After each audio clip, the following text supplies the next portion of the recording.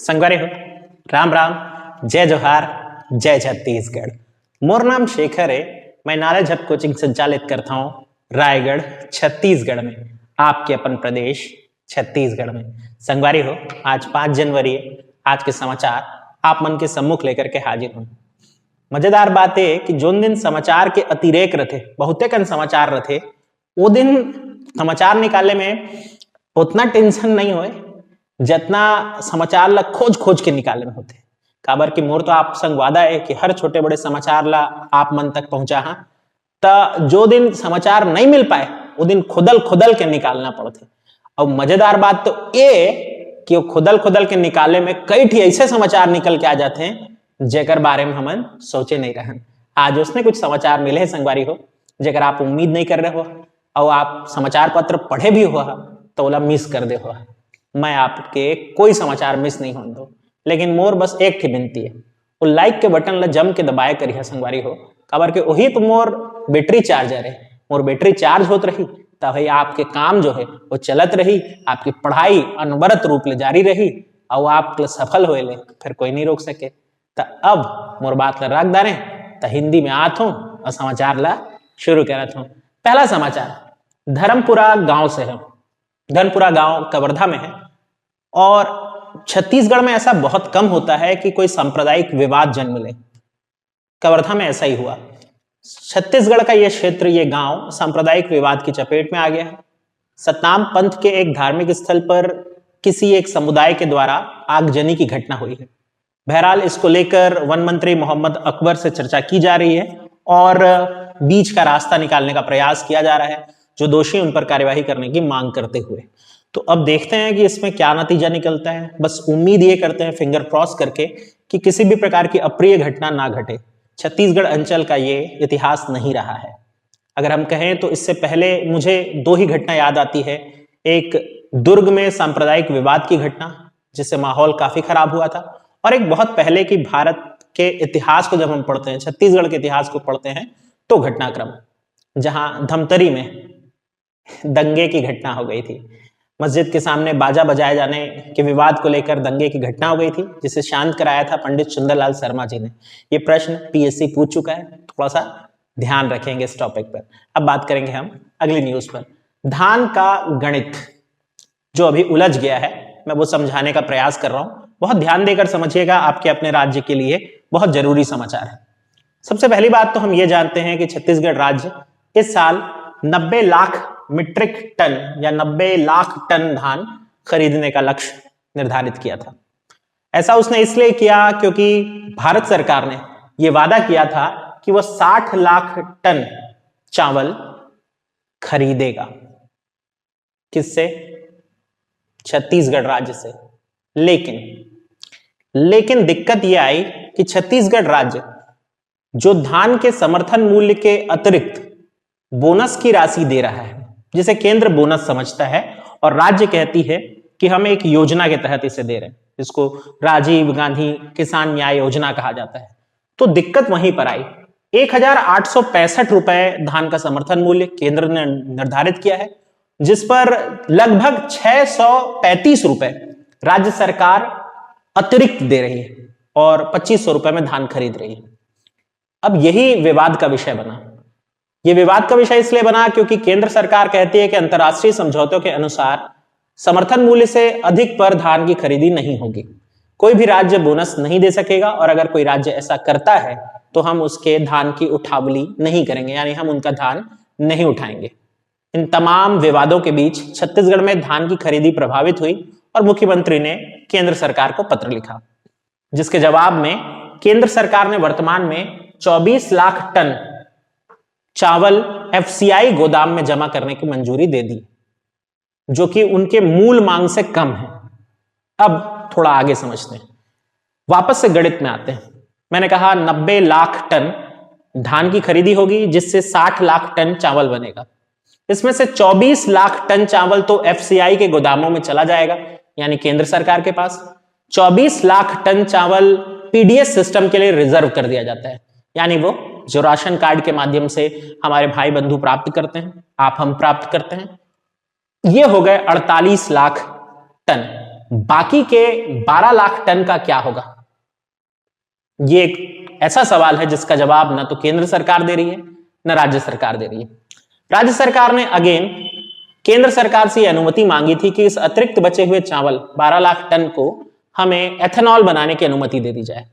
सीधे सीधे राज्य ये एथेनॉल बनाए और फिर उसकी जो बिक्री वगैरह है वो निर्धारित करे। लेकिन केंद्र सरकार का कहना है कि आपको अगर एथेनॉल बनाना है तो आपको एफसीआई के गोदामों से चावल खरीदना पड़ेगा। आप अपने पास बचे हुए चावल से एथेनॉल नहीं बना सकते। यानी ये 12 लाख टन चावल फिर भी ऐसे ही रह जाएगा। इसमें न केंद्र सरकार का कुछ नुकसान होगा दोस्त, न राज्य सरकार का।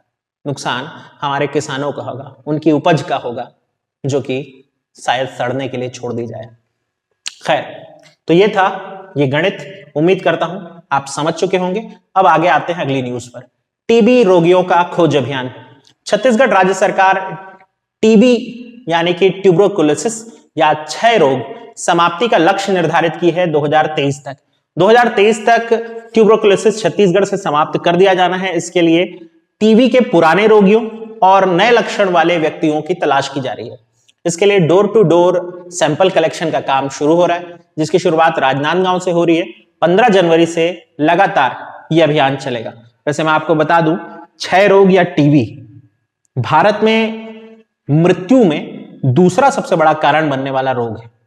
पहला कौन है आप सोचिएगा। फिर बात करते हैं राज्य औषधि पादप बोर्ड। इस विभाग का नाम बदल दिया गया। इस विभाग का अब नाम होगा आदिवासी स्थानीय स्वास्थ्य परंपरा और औषधि पादप बोर्ड। यानी औषधि पादप बोर्ड शब्द के आगे आदिवासी स्थानीय स्वास्थ्य परंपरा शब्द जुड़ गया है। ऐसा क्यों हुआ? इसका कारण है मुख्यमंत्री महोदय ने हाल फिलहाल में वैद्य जो राज्य स्तरीय वैद्य सम्मेलन था उसमें भाग लिया और कहा था कि वैद्यों को उनके कार्य का मानक मिलना चाहिए, उनका नाम मिलना चाहिए। और इसी कारण जो हमारे आदिवासी स्थानीय स्वास्थ्य परंपरा है इस शब्द को वहां जोड़ा गया। अब ये विभाग औषधि के अतिरिक्त वैद्यों को और उनके रिसर्च को मान्यता देने, लोगों तक पहुंचाने आदि के कार्य पर भी योजना बनाएगा। फिर बात करेंगे 2 तहसीलों की, अजगर बहार और बरपाली। ये 2 नई तहसील है जिसके बनाने की घोषणा मुख्यमंत्री महोदय ने कोरबा में की।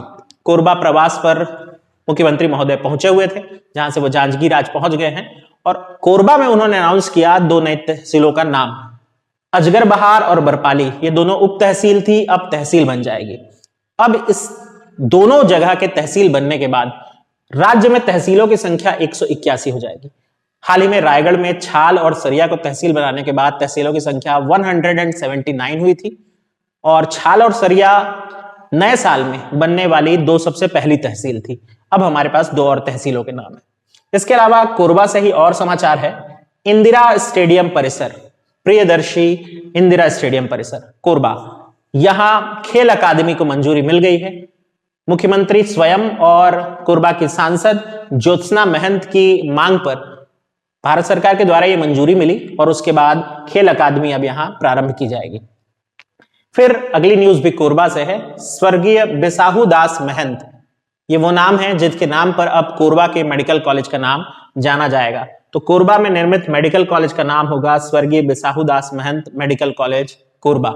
इसके बाद है एक किताब का नाम, छुई खदान परत दर परत। छुई खदान एक रियासत क्षेत्र था, जिला राजनांदगांव के भीतर आता था और किताब लिखी गई छुई खदान परत दर परत। इसके लेखक हैं वीरेंद्र बहादुर सिंह। तो ये एक किताब है जो चर्चा में रहेगी और ये एक छोटे से कॉलम में दी हुई थी। मैंने कहा ना, जब आप खुदल खुदल के खोजते हो खबरों को तो ऐसे ही मिलती हैं खबरें। फिर है हमारे पास एक और किताब, छत्तीसगढ़ी साहित्य पत्रकारिता के गौरव, पंडित श्यामलाल चतुर्वेदी। पंडित श्यामलाल चतुर्वेदी जी के ऊपर एक किताब लिखी गई। किताब की लेखिका हैं डॉक्टर सुषमा शर्मा। डॉक्टर सुषमा शर्मा के द्वारा लिखी गई इस किताब का विमोचन मुख्यमंत्री महोदय के हाथों से हुआ बिलासपुर में। एक और किताब का विमोचन हुआ, विमोचन भुलवा भोलाराम बनिस अंग्रेजी। भुलवा भोलाराम बनिस एक उपन्यास है जिसे हमारे श्यामलाल चतुर्वेदी जी ने लिखा था। इसका अंग्रेजी अनुवाद किया गया है वर्तमान में डॉक्टर अनु भाई सोनी के द्वारा। इसका भी विमोचन मुख्यमंत्री महोदय के हाथों हुआ। अगला जो समाचार है वो गढ़िया पहाड़ से है। गढ़िया पहाड़ वैसे तो आप सब जानते हैं जिला कांकेर में पड़ता है, लेकिन क्या आप जानते हैं कि इसकी ऊंची चोटी का नाम झंडा शिखर है और अब इस पर एक वॉच टावर तैयार किया जा रहा है, यानी एक ऐसा केंद्र जहां चढ़ करके आप पूरे शहर को देख सकेंगे। ये नए पर्यटन स्थल के रूप में उभरेगा कांकेर में और हो सकता है आपसे पूछ भी ले। वैसे गढ़िया पहाड़ पीएससी हो कि व्यापम हो लगातार पूछता रहा है। तो भाई इतने सब समाचारों के बाद आज का समाचार यहां पर होता है समाप्त। मेरी हैंड रिटन न्यूज की श्रृंखला आप महीने के अंत में प्राप्त कर सकते हैं मुझसे व्हाट्सएप में संपर्क करके, और मेरा व्हाट्सएप नंबर आप यहां देख पाएंगे। और हैंड रिटन न्यूज में आपको इन सब से भी ज्यादा जानकारी मिलेगी, जैसे बिसाहुदास महंत कौन थे क्या थे जैसी जानकारियों की डिटेल वगैरह भी आप मेरे हैंड रिटन सीरीज में खोज पाएंगे। ये जो श्यामलाल चतुर्वेदी जी हैं उनके बारे में आपको जानकारी, ऐसी अतिरिक्त जानकारियों का सार यदि आपको जानना है तो मेरे हैंड रिटन सीरीज जो है वो आप ले सकते हैं। महीने के अंत में वो आपको प्राप्त हो जाएगी और यकीन जानिए उससे बड़ा छत्तीसगढ़ न्यूज का कलेक्शन आपको किसी मैगजीन किसी पत्रिका में उपलब्ध नहीं होगा। तो अगर आप ये चाहते हैं तो मुझसे संपर्क करिएगा। बहरहाल मैं रोज आता रहूंगा और आपको करंट से अपडेट करता रहूंगा। मिलते हैं, तब तक ध्यान रखिए अपना, अपनों का, पढ़ते रहिए।